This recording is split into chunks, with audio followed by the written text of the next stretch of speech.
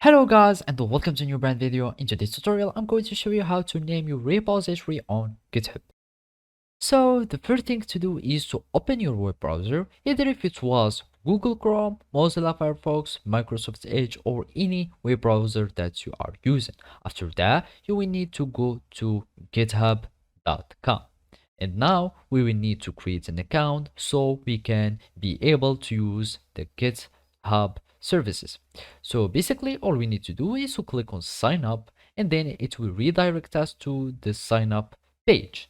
And now you will need to add your email, then gmail.com or any other email that you are using. You click on continue, you create a password. So if it was anything like that, you click on continue and then you will add a username, for example whatever the username was. Now you will need just to type yes or no if you want to have the emails and announcements. So click on no if you don't want to, and then you will need just to solve as a verification. You solve this puzzle. So we start this puzzle identical objects. We do like this, and then you will do like that, and then you will create an account.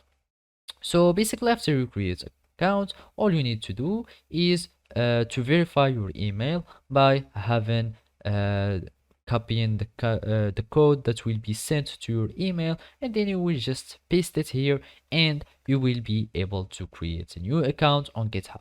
After that it will sign in you and you will have access to use the GitHub repository. And basically now all you need to do is to follow these simple steps. So after you log into your repository, to your GitHub account, you will need to go to repository and then you will need to go to settings. After that, you will find here the general section and here you can see the repository name.